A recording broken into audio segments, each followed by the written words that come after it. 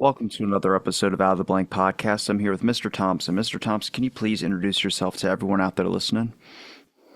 I am the author of a book called The UFO Paradox, which is out this year. I've been a long-time observer of the UFO phenomenon, going back to age 12, sixth grade, not because I saw a UFO and had my life changed by that, but because I gave a classroom report. I can tell you a little bit about how that came to pass if you'd like. But that early introduction to the subject, as I now realize, as a young journalist, age 12, giving a classroom report. I didn't see myself as a journalist, but I went on to become an independent journalist. I've written for major newspapers and so forth. And sometimes asked, well, how did you go from being an investigative journalist to becoming a UFO researcher? And I'm thinking, well, why is that a leap for you? And I've had to finally address the question. Well, I was an investigative journalist when I wrote about health and fitness and psychological issues, criminal justice, education, and I'm also an investigative journalist on this subject. I didn't become a UFO researcher, and in fact, I think that phrase is intentionally or unintentionally a way to marginalize people who are interested in this subject. Fortunately, I have a lot of confidence that the data can speak for itself. So I don't shirk there's a lot of reputational issues involved with being a UFO researcher, but I don't have any trouble with it because I don't need to sound serious about the subject. I let the evidence speak for itself, and I think there's definitely a fascinating phenomenon going on here. Now, when you were 12 years old and you wrote that report, I'm sure you probably put it down at a certain point, but did you keep up the interest in it? And did you notice how the stigma has changed compared to where we are today? I mean, obviously, it's being talked about way more, and it seems like more people are either like, okay, and they shrug their shoulders and move on, or they're fully interested into the subject and it's actually easier to talk about. Yeah, good point. The answer is yes. It is easier to talk about now with the 2017 New York Times cover story that revealed that, contrary to the fact that the Pentagon, or contrary to the Pentagon's best efforts to say, there's nothing going on here. We're not paying any attention to this. We're certainly not studying it. It was discovered that there was an undisclosed task force within the Pentagon that was exploring the UFO phenomenon under the aegis of a new description, unidentified aerial phenomena, which took some of the connotation out of it so that it wouldn't uh, imply little green men. But yes, I have seen a change. And going back to my classroom experience, it was actually an oral report. I'll just briefly describe.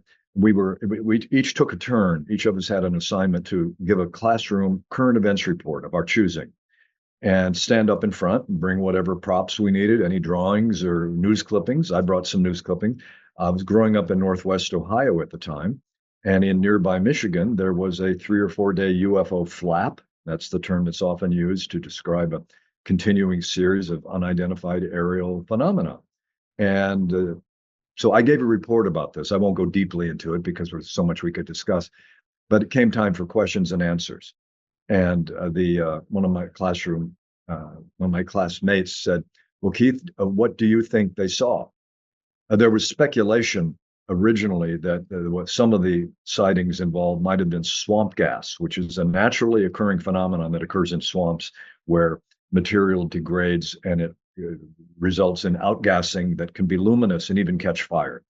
But it was an absurd idea that the entire series of events, sightings, were swamp gas. So that my classmates said, "Well, Keith, what do you think if it wasn't swamp gas? What do you think they saw?" And I said, "I don't know. I wasn't there. I haven't talked to them myself, but it certainly didn't sound like what they were describing doesn't sound like it's covered by swamp gas." So there came a time when the teacher, a woman named Mrs. Lowry, again, sixth grade, came up front and said, "I think what Keith is telling us is that with a subject like this, or maybe any subject, it's important to ask relevant questions and keep an open mind." Now, I can still remember, Robbie, hearing those words and feeling a certain kind of affirmation. Here I was, a 12-year-old kid, and I thought, well, I'm being welcomed into the community of people who are taken seriously if they do a good job and do their homework. And I felt it was almost like a benediction, a blessing that was his teacher.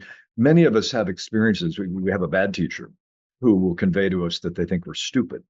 And you can carry that for your whole life. that early imprint can be from a parent or a teacher. But I didn't have, fortunately, I didn't have any of those. She also then said to me at the end of my report, she said, Mr. Thompson, you know, the way teachers sometimes will formally speak to the student, again, reaffirming the idea that they are a young adult. She said, Mr. Thompson, fine report.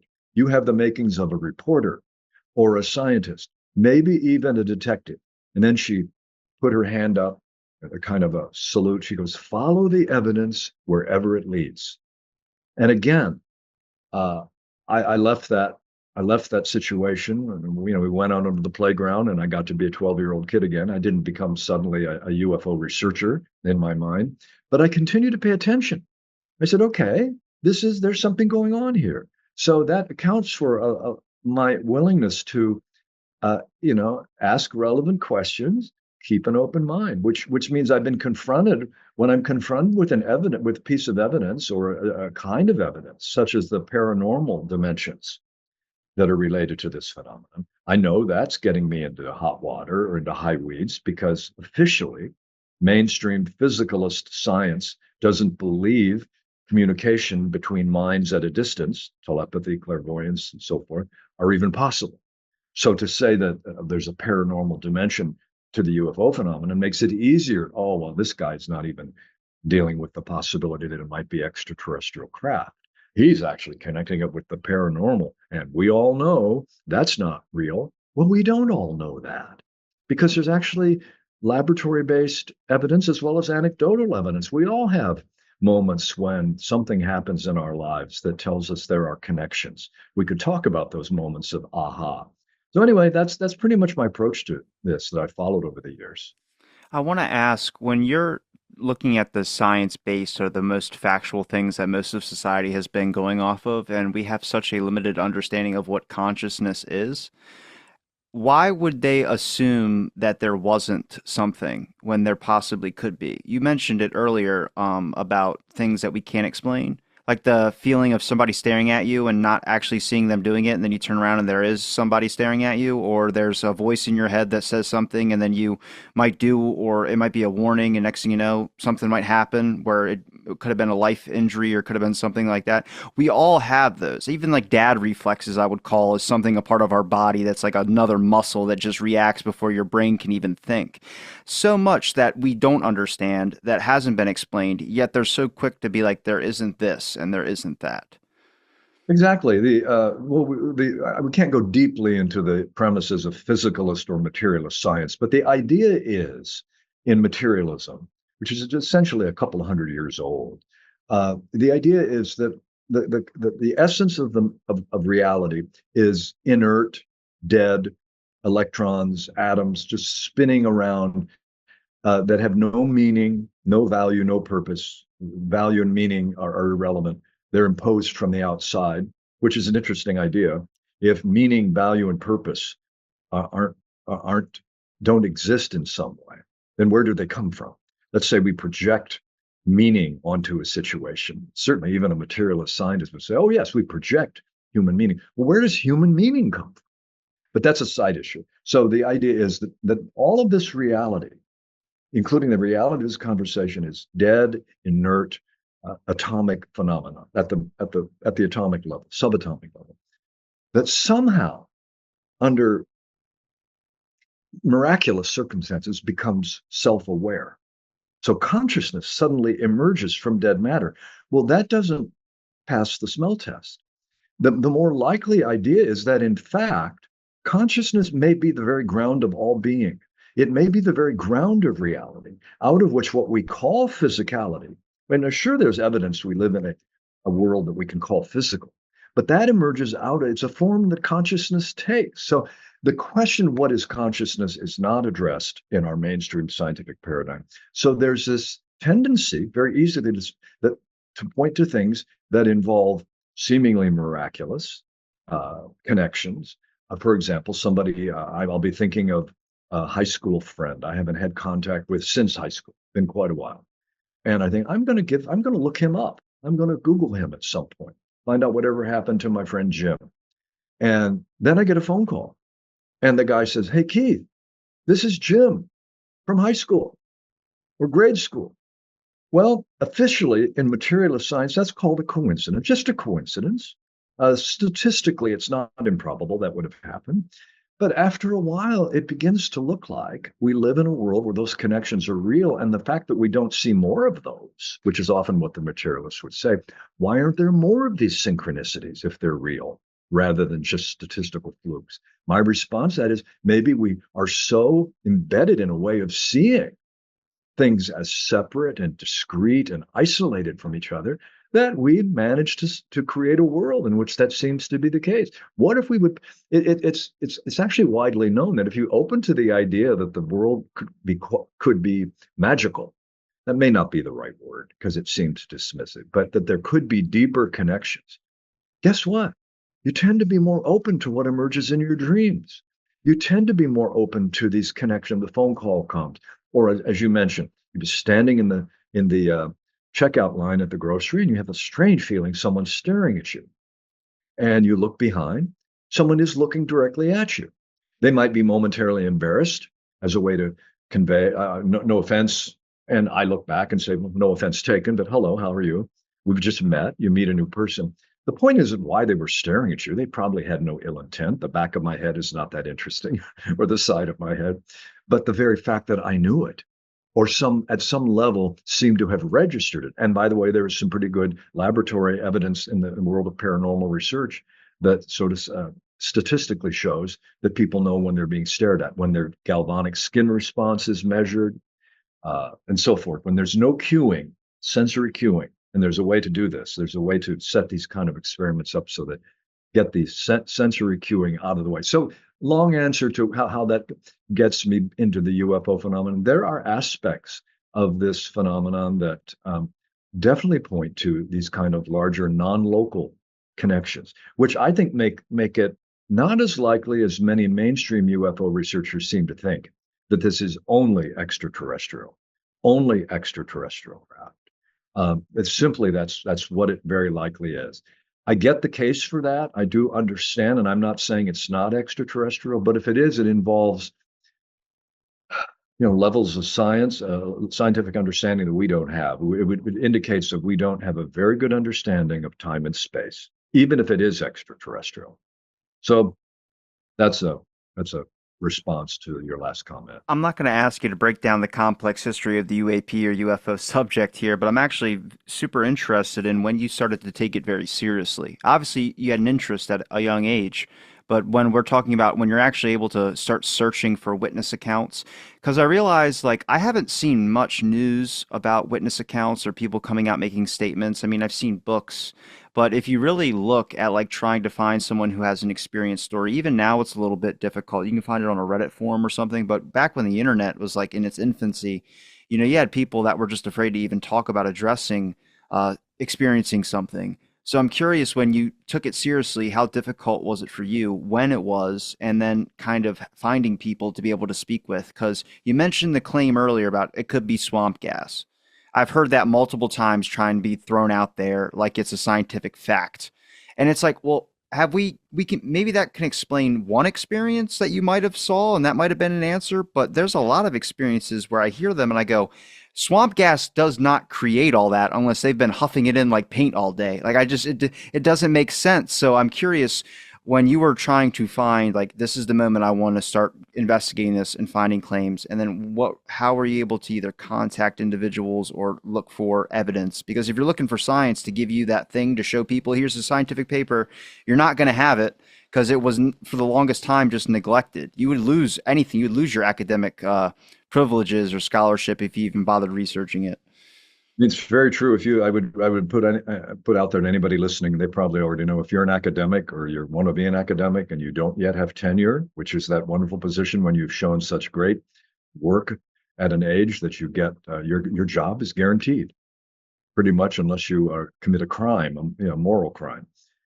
So unless you have tenure and you're doing mainstream, if you're doing mainstream science and you don't have tenure, that is, by mainstream science, I mean science within the existing paradigm, regular, normal science. You will pay a price. So there's not a lot of scientists who do this in their day job. I have to say, what motivated me, apart from my sixth grade teachers, giving me a pat on the back, Go for it. Ask questions. Keep an open mind. You have the making of a scientist or a researcher, or a reporter, or a detective. They're great things for a 12-year-old kid to hear. I think I also came from a family. I come from a family that my parents or brothers were not interested in the paranormal or occult phenomenon, and we're really not particularly a scientifically based family. But my parents said, "Hey, Keith has an interest." By the way, this wasn't I had a normal childhood. I had friends. I had normal disappointments, and I did not become a UFO researcher nerd like with the protractor in the pocket with the pens, which is a sort of scientist nerd image. But I will say what captured my attention early on. For example, in the Michigan case, where a Air Force researcher named J. Allen Hynek was flown in after 3 or 4 days. Air Force sent him in. He was a consultant to the Air Force, paid by the Air Force to account for these phenomena.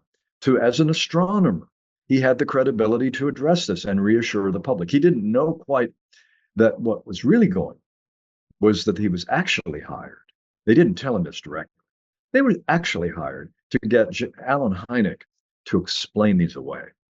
Now, the reason they could assume he might be successful with that was because many can be explained away as misidentified natural phenomena, planets, and some hoaxes. There are fraudulent, people throw a pie pan up into the air and get and take a photograph and pass it off as a UFO. Sometimes they're fairly realistic. But anyway, he managed to explain away a lot of them.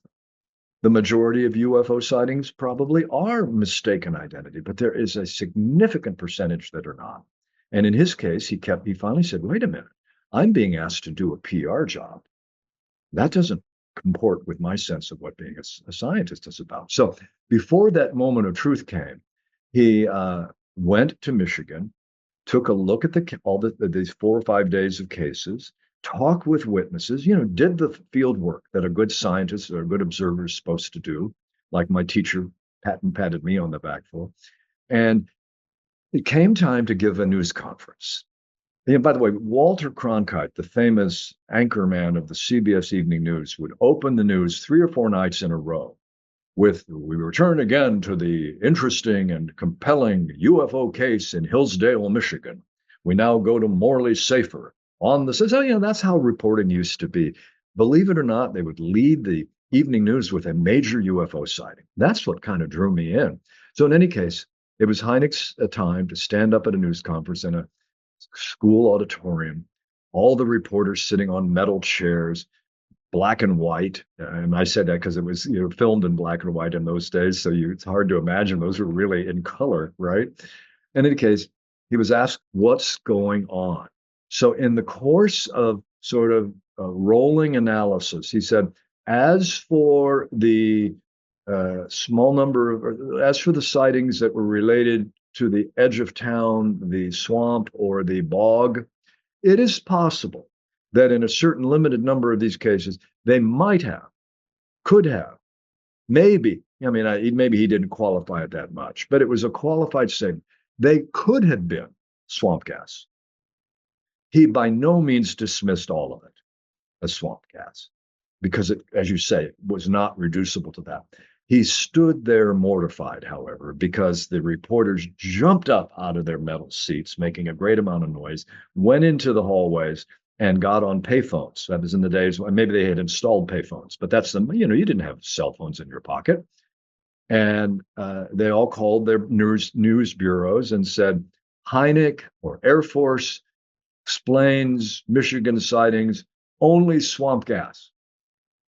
So he took his reputation took a ding because researchers who were, or those who felt there was something going on here, including the people of Michigan, they were outraged by this implication that they couldn't tell swamp gas from stuff that did not appear. There was a kind of a response.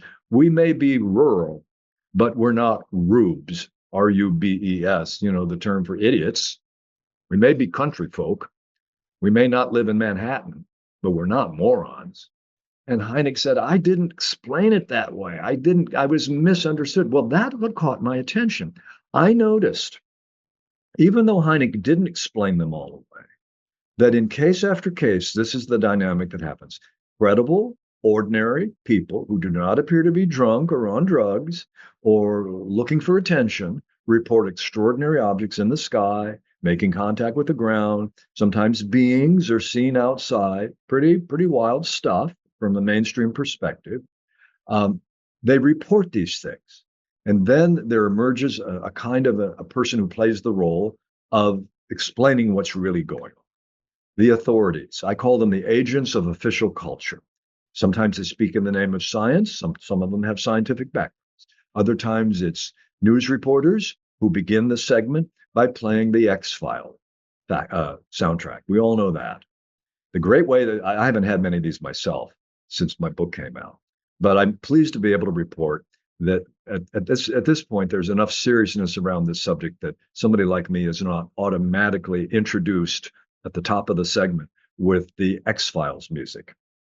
So in any case, I noticed, like, wow, things are reported, and then there's an automatic debunking by people who represent science or journalism reporting, like my sixth grade teacher said I might have a skill at doing. We're supposed to be curious, not say that it must be true because it's reported, but also not say it can't be true because of what is reported. When I hear somebody say, well, we obviously know that person could not have been abducted from his bedroom and levitated through the ceiling and into a spacecraft and medically experimented upon, I go, it's pretty wild. But it was also true that Galileo, using computations and a device called a telescope, discovered, wait a minute, the Earth spins or orbits the sun, not vice versa. He got in trouble for saying that. They got a knock on the door from the Vatican, which was in charge of what we now call science in those days. If it wasn't in the Bible, if it wasn't consistent with a biblical account, then it isn't true. They told Mr. Galileo, knock it off. Signor Galileo, knock it off. Stop saying that. He said, look through my telescope. Read my computations. I've got the same stuff Copernicus had. We're not looking through your telescope, they said. And if you continue this, we'll put you under house arrest. He continued. He was put under house arrest. He wasn't tortured, and it probably wasn't the worst conditions, but house arrest for reporting something that actually was factually correct.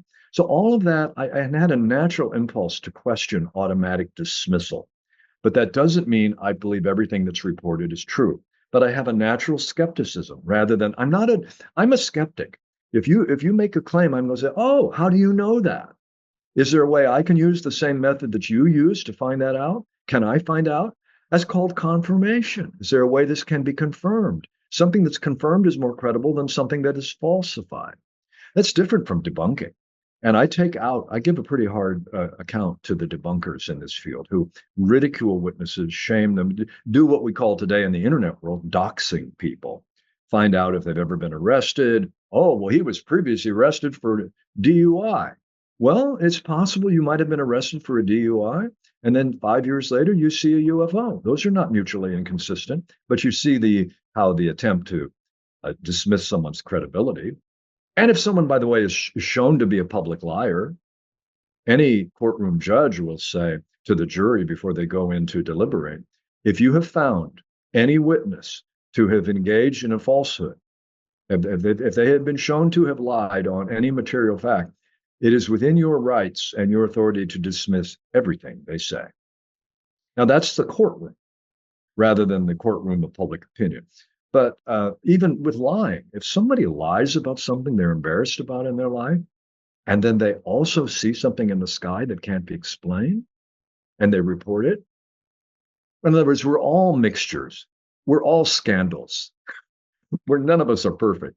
So anyway, to summarize this, I make a distinction between genuine skepticism, which asks, okay, what's your evidence?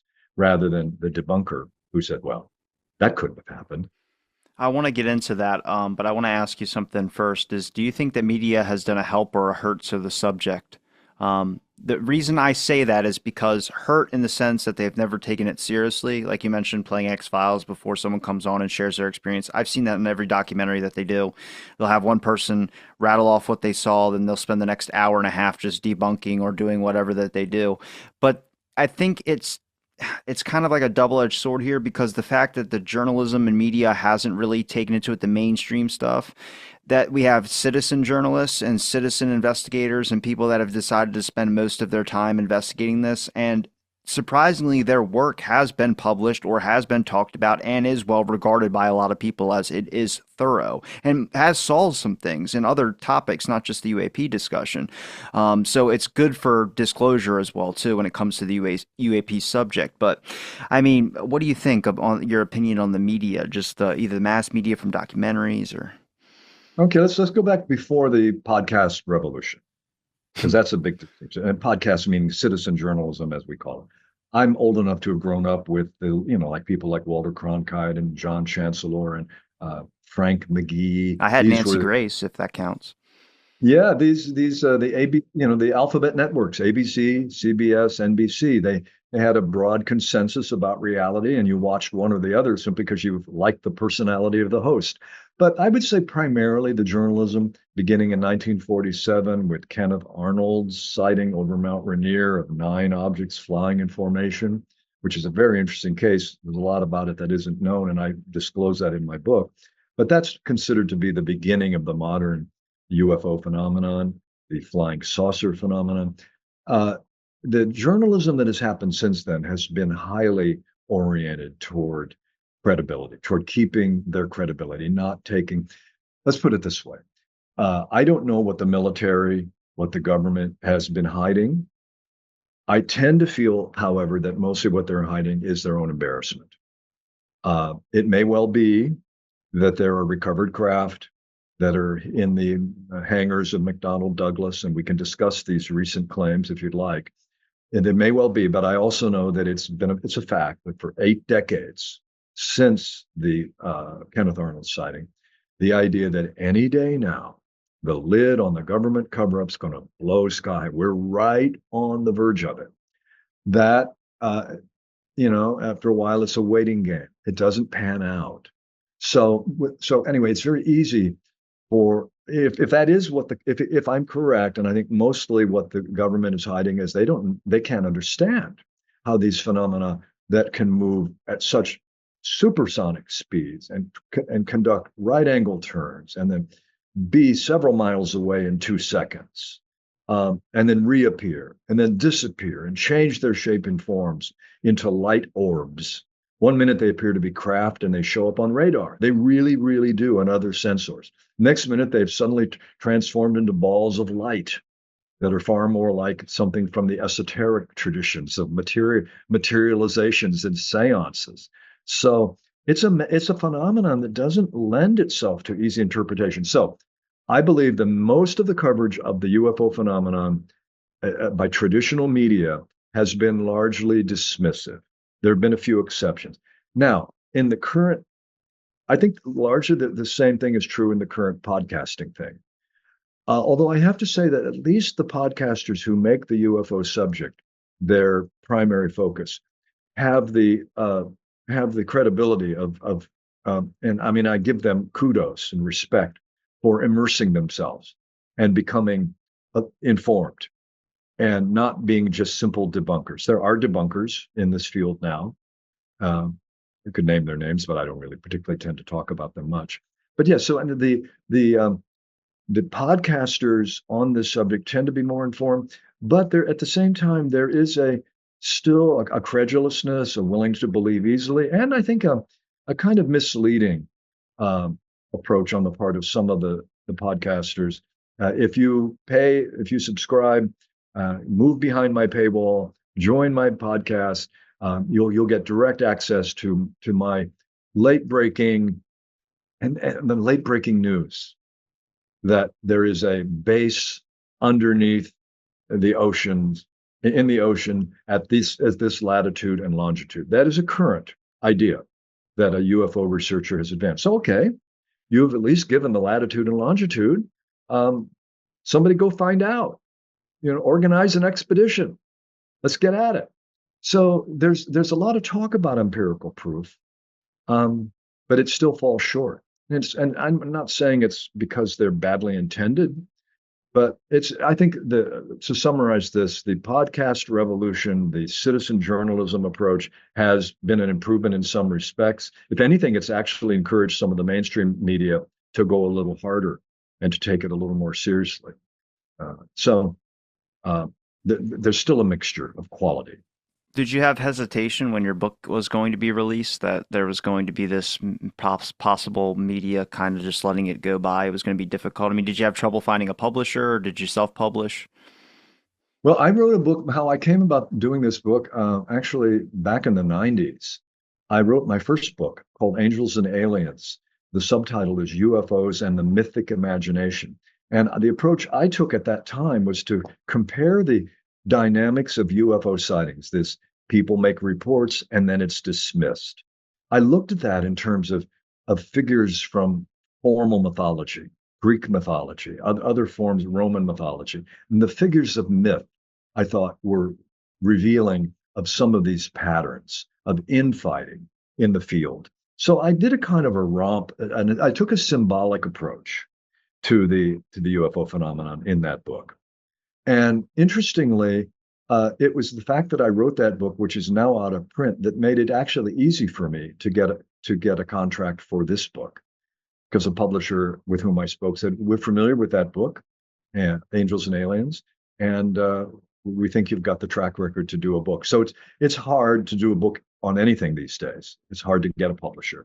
That's a whole separate podcast on the dynamics of do you need an agent, for example? Do you need to hire an agent to represent the book to get it? I didn't need that with this book. By the way, one interesting thing, since this book, The UFO Paradox, my new book came out, lo and behold, I got an email from a British publisher who said, "Dear Mr. Thompson, I just saw you on one of the podcasts, and I'm familiar. I remember your book, Angels and Aliens. Would you like me to put it back in print?" And I said, "Well, if you insist." So, in other words, I'd be happy to have that happen. He's going to put it in print. So, it kind of as a classic. It is, and I say this not to pat myself on the back, but it is considered a piece of work that has been useful for many other researchers, that book, Angels and Aliens. So, actually, by the first part of 2025, my old book and my new book will both be out. But it is hard to get in print on this subject right now, unless if I had not done the first book, I probably would not have gotten the second book in print. One thing I want to ask here is what is your viewpoint on what these things could possibly be? I know you mentioned it and you talk about it in your book about kind of maybe not a different, I wouldn't say it's a different approach. I've heard more of a wide range than what I thought there was on the UAP subject. It's going to lead into my next question, which is, do you find the biggest controversial or most pushback is from the own UAP community? Because whether I have a guest that talks about it being from a religious standpoint or talks about it being lightning ball phenomena or whatever, there's always the most kind of pushback from it, only because it doesn't fit with what the other person's idea of what extraterrestrials are. And it wasn't until relatively recently, and I never thought about it, which is maybe it's just a combination. We're not talking about one species. It could be whatever you want to say, which would make sense because you see the technology and the sightings, the appearances of them change so vastly, where some might be explained away by some phenomena, but a lot of them really sound so different where I'm like, did they just evolve in a matter of like however long or get new chips or something? Where I start wondering, maybe it's just people are experiencing something, but we haven't been able to classify what that is, and they're all different, and maybe everybody's somewhat right. Well, everybody's somewhat right I think is a fair point. I don't think anyone has the ability to be 100% wrong unless they really are a sociopathic liar. But even then, you're going to find an accidental kernel of truth. So, and I'm not alleging that. I'm not saying this field is filled with sociopaths. But I would say, in line with what you're asking, one of the most important researchers by my lights is an astronomer or astrophysicist named Jacques Vallée, a French astrophysicist who started out as a colleague of Dr. Alan Hynek, who I mentioned, and the two of them had a pretty rigorous approach. They actually did field work. When Hynek left the Air Force and opened his own UFO investigation uh, organization, frankly, because he had come to realize he had been called in by the Air Force to dismiss all of this. And he said, I'm a real scientist. I'll dismiss those that can be dismissed, those cases. But I'm not here to do a cover up job. I didn't become a scientist to do public relations. So Vallée and Hynek were quite a team for a while. Well, Vallée at first was inclined toward the extraterrestrial hypothesis. He had seen something as an astronomer himself at an observatory. And he said, interestingly, this is a good example. Hynek was a young astronomer working at an observatory in Paris. They were tracking something. They had the coordinates of an object that that they were tracking. And he said, this is fascinating. And he saw it with his own naked eye. They saw it through the telescopes as well. So what happened there was when when Vallée went to talk to his bosses, other scientists, he said, can you get me the tape? They said, we erased the tape. He said, you erased the tape? Yes, we erased it. Why? Why would you erase the tape? Well, there's only a limited amount of tape and we can't keep everything. And, it was probably simply an uncorrelated something that could have been explained right away. Vallée was suspicious, not about just the cover up for political reasons. See, I think there's a deeper cover up. If it doesn't fit something that we can make sense of through our sense making facilities, our faculties, that leads to a cover up, by which I mean a readiness to dismiss anything that appears to be an anomaly, anything that doesn't fit the parameters of the way we believe reality could be explained.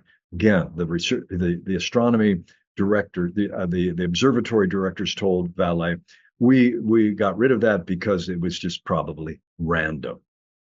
And Vallée said, probably random isn't a scientific assumption. It could be random, but precisely because it might be non-random, you pay attention. So with that in mind, he took a very deep dive and wrote a book in the late 1960s called Passport to Magonia. Now, Magonia was the name of a legendary mythological realm in French folklore, where there were fairies and elves and dwarves and mythological creatures of the kind that we find in Greek mythology. But he found he used the title Magonia because he said it appears to be the case that rather than this UFO phenomenon being something that came into play only after World War II, 1947 and so forth, it appears to be something with which we humans have had a long-term engagement, and that it appears that each culture, like the Irish fairy culture, interpreted aerial phenomena that landed and abducted babies, right? That's really part of the French Celtic, the Celtic Irish fairy lore, that the fairies will take children away. Well, in the modern UFO realm, aliens take humans and return them later. He said this is something that must be, he hypothesized that this is a larger meta phenomenon that interacts with all different cultures, which then interpret the phenomena in terms that make sense to them. So we are a space age. By the time of World War II, we're a spacefaring culture. So we tend to interpret the technological, high-tech spacecraft side of it. Well, that changed the whole field. And I give a lot of credence to that approach. It doesn't make it easy to resolve it. But speaking of the issue of religion, I've had some criticism that some people have pushed back on my approach. They said, well, Thompson can't explain this, so he brings in that it's a religious phenomenon. Well, it isn't because I can't explain it that I bring in religion. By the way, I don't have a particular religious background. Part of why I'm not inclined to, I don't have a religious background, let's say. My family was a nominally Christian family, very nominal, not a lot of deep belief. We weren't trying to prove the Bible is real, okay, in literal terms. So I don't bring that ballast. But when you have sightings like Ezekiel's wheel in the Old Testament and Moses and the burning bush and other, quote, miracles, I take the view that a miracle is something that a religious miracle is not just something that appears contrary to nature, but appears contrary to our current understandings of nature. In other words, there aren't miraculous. Things that are called miraculous are things that transcend the boundaries of what we think is possible. That's what makes it a miracle. It isn't that we've already determined the full extent of what is real, and then miracles somehow violate the established laws. It's more that the laws are still evolving. So that's my approach to this phenomenon. I agree with Valet and other researchers that this is as easily understood as a phenomenon pointing to a larger part of reality that we don't understand yet.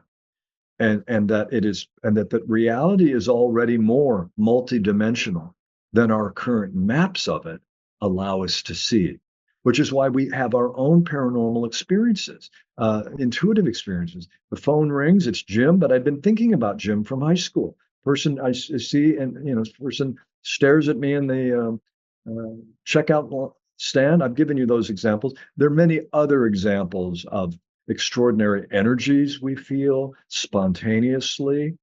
Um, the mind body relationship has not been fully fathomed, is what I.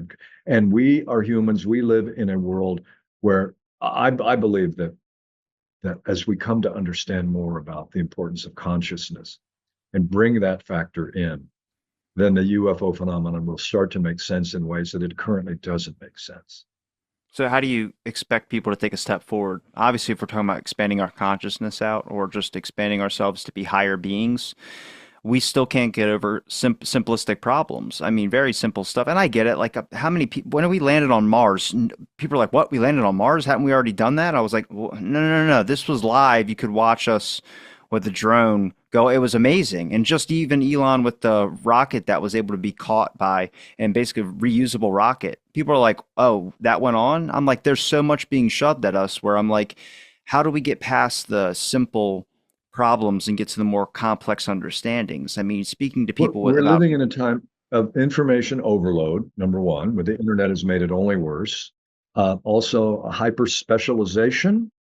We have great universities now where, usually there's if you've been on a big university, there's usually a quad, which is that center, lawn in the middle of a big university. And then all around the quad or around the circle or around the oval are all the departments: physics, chemistry, biology, psychology, folklore, mythology. And we're living in a time of each one of these departments tends to be highly specialized and intra departmental. So the physics department only communicates with the biology department under certain kinds of things, and usually with a lot of territorial stuff. So to answer your question, I would see some positive signs in the fact that, for example, a Stanford University, okay, one of our major universities, high credibility universities, would not normally be open to paying attention to this subject. Well, a professor there in the medical department with a background in immunology, probably going to win a Nobel Prize in our lifetime. Dr. Gary Nolan has come out and said there's something going on here. I have been in touch with people in this field who are presenting provocative sightings, some of them quite old. I think that as scientists, we need to take it seriously. In addition to which, he had the additional courage, some would say foolhardiness, to speak on certain podcasts and describe the fact that in addition to that interest as a scientist, he has had his own anomalous experiences. As a child, in his bedroom, he would wake up and see beings at the foot of his bed. His parents at the time probably told him, well, Gary, you just had a bad dream. But there was a part of him that didn't forget it. There was also when he was a young man, he had a newspaper route, and he would throw the newspaper. He would get up early in the morning, and one morning something descended over the trees, almost something out of a Steven Spielberg Close Encounters kind of light. So someone like Gary Nolan is not going to be singularly successful in moving this into the mainstream, but he has an annual conference. In fact, this month at Stanford, he's got a foundation called the Sol Foundation, SOL, which is, as you know, is an ancient term for the sun. But the Sol Foundation is a Stanford recognized investigative task force that is exploring the UFO phenomenon with the same scientific rigor as any other subject. So that's the kind of a shift that I think we're going to be seeing more. Avi Loeb at Harvard, very similar.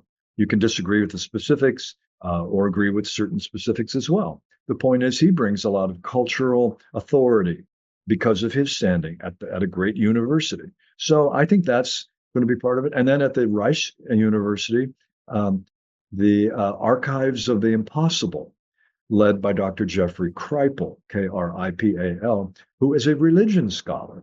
He assembles conferences every year that bring together people from other fields, sociology, physics, military intelligence, journalists, people like me, and to present on all the different aspects. So there is a growing mainstreaming of this phenomenon. It doesn't mean it's going to lead to, I think what it's going to lead to, frankly, Robbie, is a growing recognition. This is real and it's complex. And it seems to challenge us to question the maps, by which I mean a good example is the near death phenomenon, which I write about in the book as an analogy to the UFO phenomenon. When near death phenomena began to be reported, it was a time when resuscitation technology was improving and more people were coming back from the edge of death. And they were, there's one classic example is a doctor came into the um, hospital room of one of his patients who had had surgery the day before or had had a medical crisis and was coming out of anesthesia. And he said to the patient, "Well, I'm glad to see you're back. Would you like to now discuss your prognosis?" And the patient would say, "I already know my prognosis." "Oh, you do? Well, why don't you tell me?" "Yes, I know my prognosis because this morning I overheard you, or last night I overheard you in that wing of the hospital, pointing over there, talking to another doctor about my case. You were eating a tuna fish sandwich and you spilled some of it on your tie. I can still see the spot right now." Well, this is to say this doctor, pulled his jaw up from the floor and said, "How are you? Do you know this? How did you get out of bed to go to the other wing?" He didn't go out of bed. The person who had had a near death experience, they had left their body, they'd gone to celestial realms, they'd gone through a tunnel, none of which was known yet. The book Life After Life had not yet been published by the author Raymond Moody. Well, this doctor didn't know about it either. But interestingly, some of the most serious researchers of the near death phenomenon are doctors who are committed, like J. Allen Hynek was. I'm a real scientist here. I don't want to do cover jobs. I don't want to do cover ups. This doctor said, "Well, wait a minute. This person claims to have gone out of their body. That's beyond anything my medical training ever told me. But I'm a scientist. I can't simply dismiss it either." That's the sign of a man or a woman of integrity. So that phenomenon, the near-death phenomenon, has actually had greater success than the UFO phenomenon. But I think it's an analogy that as the people are more willing in mainstream jobs, who have serious jobs and willing to risk a little embarrassment, I think we're going to see a conversation grow gradually more rich. But look, as you know, there are reports in the past year and a half put forward by a former military official named David Grush, who has made the claim that there are recovered aircraft, spaceships, and biological material that are been offloaded to the aerospace companies, McDonnell Douglas, Lockheed Martin, and so forth. We're going to actually see later this month in November, which is when we're taping, we're going to see I think it's a Senate hearing, bringing together members of Congress in a formal hearing to investigate these and other claims. So, like I said, there are reports that there's an underground under the body of water off New Guinea or some location, latitude and longitude. If these empirical claims can be made, and if dates and locations can be made, then if McDonnell Douglas has indeed taken spacecraft or has possession of spacecraft and they have contracts with the U.S. government, then there's a real question about their obligation to share this. But again, I'm a skeptic, not a debunker. So I go, bring the data, bring the craft, open the hangars. And until that happens, I'm not saying this is a debunker, but until evidence is actually in hand and gets to be investigated by reasonable researchers from different fields, then all we're going to have are reports. And the reports will continue to develop rich myths, and the myths will live on. Like, what did Bob Lazar see in Las Vegas when he was working at Area 51? It hasn't been confirmed, but he continues to make the case that he saw recovered spacecraft. So that's the level at which this phenomenon is probably going to outstrip the empirical side. Until the empirical side can improve its game and begin to bring stuff out of these hangars, if there's stuff that exists there, until it does, this phenomenon is not going to land definitively.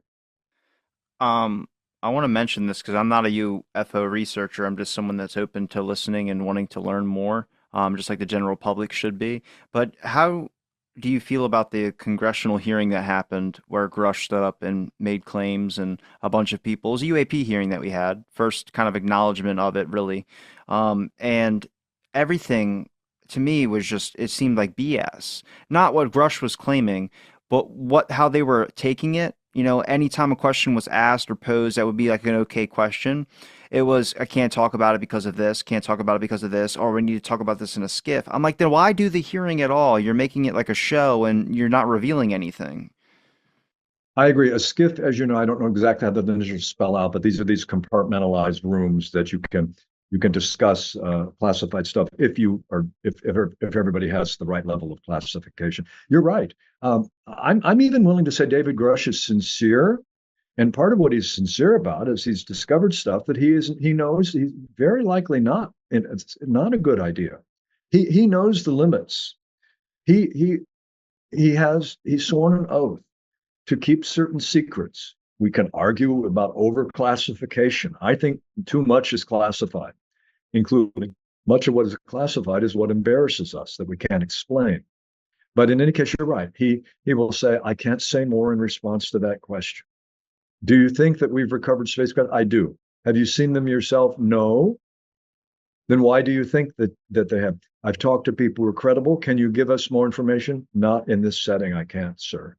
In a classified setting, yes. In an executive session, yes. Well, that's true.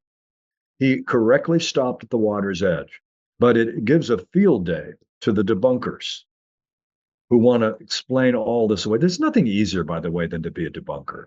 I've often thought when I was working on my book that if I had no morals at all and I simply wanted to pull off a good book, I could write a debunking book. Just as my book actually says there's something going on here, I've come to understand the dynamics of how we talk about subjects that are very complicated. There's one particular case I could talk about, and that is that Robert Bigelow of Bigelow Aerospace has an employee who's been involved with the Skinwalker Ranch case and so forth. That is Colomb Kelleher. And Kelleher has, in the course of working with Bigelow Aerospace, has classification access. He has taken the classification oath, secrecy oath. He has access to stuff he's not allowed to talk about. So he was asked, are you going to appear? And he's pro-UFO because Bigelow has, in addition to his aerospace work, has been a leading researcher and a voice for researching UFOs and actually afterlife phenomena to try to determine whether consciousness survives physical death. So with that as a framework, Colomb Kelleher has said, I will not be appearing at the, I've been invited to appear at the hearings, but I won't be. And the reason I won't be because it is simply too many opportunities to slip up. It isn't that I'm in possession of secrets about UFOs that would blow the case wide open. It is that if I were being asked questions about UFOs that had some connection with aerospace areas that I have responsibility for, I could very easily violate my non-disclosure agreement. So I think that's part of the problem with with the disclosure phenomenon. Even if David Grush is correct that there are special access projects that are off limits, off the board, are operating independently, maybe even rogue, they nevertheless involve legitimate claims of working on national security. And there's going to be a pushback because what is legitimate and what's illegitimate national security interests? I realize that's one of the questions. But there's going to be pushback against the efforts to get into the. Let me put it simply this way: there's a good deal of reason to think. There's good reason to think that some of the research that is ostensibly under the rubric of UFOs, has been deliberately labeled that way by our government to throw us off the track of projects that involve national security, national weapons systems, other aircraft development. So, in other words, a case can be made that some of what our own government has invited us to consider to be unidentified flying objects is an attempt to classify that so that uh, our own weapon systems, our own aircraft remain concealed. Well, why would you do a hearing when you know someone probably signed a non-disclosure agreement when they got the job there? So when they knew how much trouble they would get in if they did disclose anything, and then you invite him into a hearing to discuss some of those things, knowing that he knows that he can't discuss those things. Well, that's a good question. I mean, I think at some point there's a question of good faith. Are the members of Congress and the UFO researchers who want Colum Kelleher to testify? By the way, he's got a good reputation. He's not one of these guys who throws out a lot of dangling, hypotheses, makes dangling claims. He's very discreet. But yeah, I think it's a good point. I think some members of Congress are running maybe a little bit ahead of the game on this subject. They have seen provocative evidence that there's something that has not been disclosed. I would put it this way, that the entire subject of UFOs has been so contaminated by too much cover up that it is easy to assume that everything that is covered up is UFO related. So it distorts our thinking. Cover ups, secrecy don't help the free flow of information generally in any field. So you're right. Well, why would they be asking Kelleher to come to a hearing when they have reason to think that he can't talk about this? Because maybe they want to get him on record of saying, I can't, his hand up, I can't say any more than I've just said. Well, he knows that will lead to the implication that maybe he's got the secrets about UFOs and he can't talk about them. Whereas in fact, he may have secrets related to his work on aerospace matters that he legitimately does not want to compromise. And he knows he would pay a price if he would. So these are the kinds of things, my book is not primarily about the disclosure effort. Instead, I'm often asked, does your book deal with disclosure? And I playfully often respond, it's entirely about disclosure. I'm disclosing the way the phenomenon behaves in ways that drive us crazy. The trickster-like phenomenon. That's one reason I turned to mythology for the figure from mythology called Hermes. Hermes the trickster, Coyote the trickster in the Native American myths. The trickster is that figure that subverts our best intentions to get from A to B. The trickster will get us to go from A over here and go over here and come down over here. So there's a lot of circular thinking in the UFO, and ironically, the objects are shaped like ovals. They're shaped like circles, but there's a lot of circular thinking about these circular objects. And that's a big part of what I try to describe. Not from the standpoint, oh, I've got all the answers, but instead, this is the way, this is what someone comes up with when they give, like I'm attempting to do with this book, give a good faith account. You have a great way of speaking, and I'm curious if you've been able to convince people once they start talking with you, you're able to actually show them like this isn't just nut job stuff. Like this is, if you actually look at this a little bit deeper and understand the kind of volume of the conversation, you realize that you can talk about this and then you might change somebody's perspective. Like the debunkers always make this giant claim that all these claims are just like crazy out there, weird, like people are getting abducted 24/7 and living on a planet somewhere. They always make it so wild where I go, how about you try and debunk the claims that aren't that out there, that are pretty rational for a lot of people to get behind? It's the same thing I experienced with like the JFK stuff. You dive into that subject, there's the outrageous, super huge claims, but then there's like, well, we had like 400 something people see somebody or hear something from the grassy knoll area that was never investigated. If you're doing an investigation, that just seems like you would examine what these people are talking about, but nobody did. But they won't pick that with the JFK stuff. They'll go into they still think he's alive somewhere or some crazy thing like that, where I'm like, hang on, just debunk the light stuff. The really stuff that you say is simple, but you haven't touched it. And with the UAP subject, instead of examining one person's experience of talking about speaking with reptiles on a daily basis or something like that, which I've heard, and I'm not going to say that person's wrong, I just haven't seen anything get me there yet, but just talk about the simple stuff. Like, why can't we have the conversation about it? How come the media has never done a full good job about it? That's very simple things if they're that good at debunking. Absolutely. You're speaking my language. Very often the debunkers would say, even now in the wake of, Luis Elizondo, the former Pentagon official, out with his long-awaited blockbuster book called Imminent. So the response of the debunker, the certain debunkers or harsh skeptics who simply are interested in dismissing the subject, even though they often claim to be genuine skeptics, they'll say, I've read Elizondo's book. He does not, he provides no evidence that this is an extraterrestrial alien presence. Hello, that's an interpretation.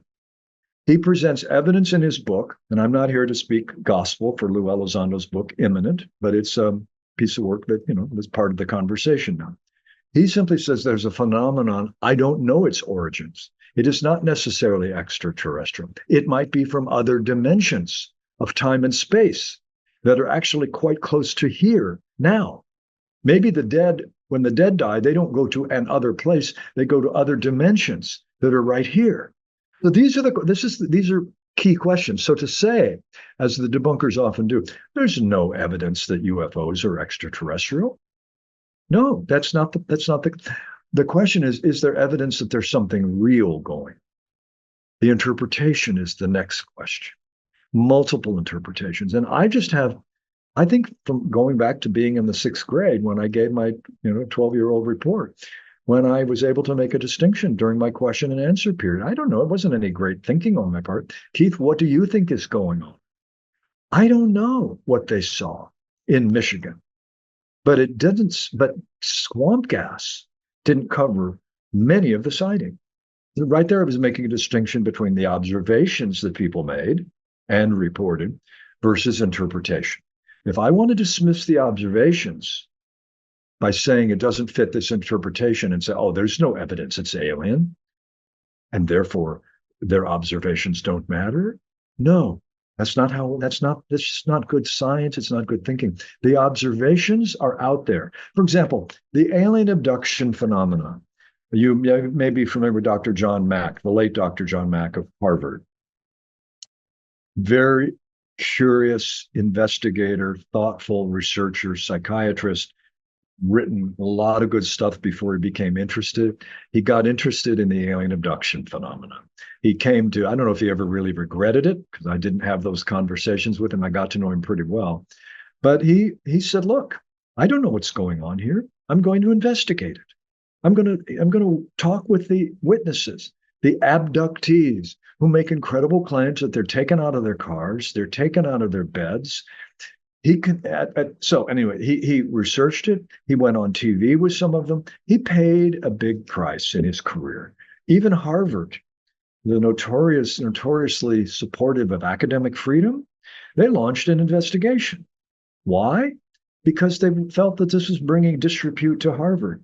And Mack eventually said, if you want to go down this road with me, if you want to prohibit my right to investigate this stuff, you want to be careful about whether that's what you want to do. Now, he wasn't threatening them, but he was pointing out to them that Harvard stood to pay an even greater price by not letting John Mack ask good questions with rigor. So that's similar to my own approach. I don't know to what extent I'm going to have influence, but I like to think that if I can make these distinctions, the observations may not make sense, but to simply say they're not extraterrestrial, therefore the observations are irrelevant, it doesn't work that way. They may not be extraterrestrial. They might be from other dimensions of time and space. Who knows? UFOs may be part of a parallel culture, parallel civilization right here on Earth. Believe it or not, there are researchers who subscribe to the idea that it's an ultra-terrestrial phenomenon. They're very often seen coming in and out of bodies of water, for example. Well, 3/4 of the Earth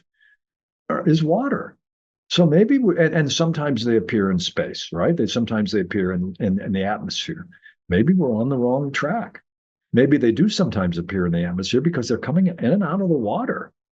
So I tend to make the conversation bigger, not smaller. I want to ask you one last thing before I let you promote your links here. You've given me enough of your time, and I do appreciate the conversation. But have you ever had doubts at any moment through investigating this? Obviously, the relatively past few years has really kind of been something that a lot of people were thought were unthinkable. At least the acknowledgement from the United States government and kind of this whole thing where they've openly just admitted to, yeah, there's something we can't explain. That was always something that was pushed down for the longest time, and people were shamed, and wrongfully so. But I'm curious, throughout your whole investigative career in this, did you ever have a moment where you just thought maybe it isn't anything, or maybe this is just a waste of time and put it down? We all have these moments in everything that we do, but it's the courage and kind of resistance to stand back up and dive back into what you were originally interested in. Yeah, I've seen some cases that have seemed to evaporate. They're not great cases based on more evidence. I go, okay, that case is pretty much on the margins now. But there are other cases that are not. And I think it's the closing chapter, one of the closing chapters of the book called The Matter of Pascagoula. Pascagoula refers to a city in Mississippi. Real briefly, two shipyard workers were fishing in 1973 on the banks of the Pascagoula River, and they reported seeing a blue light shine on the water, and they turned around, and it was an anomalous, unusual craft, out of which came two creatures that were floating above the ground and paralyzed both of them and brought them inside the craft. It was a remarkable case. They debated among themselves once it was over and they were placed back on the ground and the craft disappeared, according to their reports. One of them said, "Well, we have to report this." I have a hard time not doing their southern accents because I talked to, and I like the two witnesses. I found them both credible for something having happened. But one of them said, "We got to report this. Why, there might be an invasion." And the other one, Calvin Parker, who's the one I got to know better, said, "We're not going to report anything. What we're going to do is go to work tomorrow. And we'll lose our jobs. This will not end well for us if we report what happened." Now, notice what he's saying. He didn't say that something didn't happen. He said, this won't end well for us if we get associated with it. He understood by the very nature of what they'd experienced. Well, long story short, they called the police. The police amusedly said, "Yeah, come on in. We'll talk to you boys." But then they told them, they said, "Don't you take our time with what's a wild goose chase. We'll get to the bottom of this. You got to decide right now. If you come up with a tall tale, we'll let you go home. But if you take our time and we find you to be creating, a hoax, you'll pay deeply, because we got jobs to do here. We're the sheriff." They interviewed them both privately, as good police work does, put them in separate rooms and try to get inconsistencies in their story. And I'm giving you this information, Robbie, because it's a case that stood the test of time. At one point, the sheriff said, "I'd like to put you, but why don't you both sit in this room together for a change? I'll be back and process the paperwork, and you boys can go home." It was already 3 o'clock in the morning because they had, this started at 7 p.m. It was a long night. What the sheriff did, which the two men did not know, he placed a voice activated tape recorder in a drawer of the desk where the two men were sitting, on the assumption that finally, by allowing the two men to be together, not knowing that they were being recorded and no one else in the room, if they were trying to pull a hoax, then they would have said something like, "Well, we really seem to be stringing them along pretty well. And if we just keep the case going, maybe we'll get to Hollywood. Maybe we'll," you know what I mean? That would be what the sheriff assumed. Instead, these two men were panicked. They were traumatized. One of them was considerably younger. He said, "I need something to help me sleep." They were panicked. They were traumatized. They were anguished. These men had seen something. The sheriff came in, got the tape recorder without the men even knowing it was in there. The two men did not even know that the tape had been created. And the sheriff, to his credit, when he met with the press, he played the tape for them. And he said to the press, I cannot say what these two men experienced, but they experienced something. If they went to if they're from Hollywood, they're the best actors I've ever seen. These men were not hoaxing. Something happened out there. Then later, the two men found that they'd been taped and so on and so forth. So I went to spend some time with Calvin Parker near the end of his life. He died about a year ago. And here's what he told me. He said, Mr. Thompson, I still don't know what happened to me and my friend that night by the banks of that river. I can't explain it. I don't know if it's extraterrestrial, other dimension. I hear all the theories, but I do tell you this, my story's not changed. I don't know what happened, but something happened. That's my approach. I closed the book with that case because they uh, were thought to be hoaxers. They were attempted to be debunked. The debunking didn't work. And the sheriff said, this is how it rolls. These two guys are telling the truth as best they can. And that's what I attempted to do in the book, to show that this is a phenomenon that doesn't lend to easy answers, but I'm not on the page of simply dismissing that which can't be explained. Well, Mr. Thompson, you give me enough of your time. Is there a place where people can find any of your links you'd like to promote, where they can find your book, any social medias? Sure. I'll start with social media. I'm on X, or formerly called Twitter. My full name, Keith Thompson, with the number one, Keith Thompson 1. I don't do much there, but that's how people can reach me. And then another way they can reach me is at my website, which contains links to Amazon and Barnes and Noble. The book is in print, ebook, and audiobook. And that website is thompsonatlarge.com, Thompson with a P, thompsonatlarge.com. There's an email option there so people can contact me if anybody wants to. And the book is also can be ordered from my website. And I'll make sure I link all those links in the description. It's been a pleasure chatting with you, and thank you everybody for listening to this episode of Out of the Blank. Stay tuned for our next episode.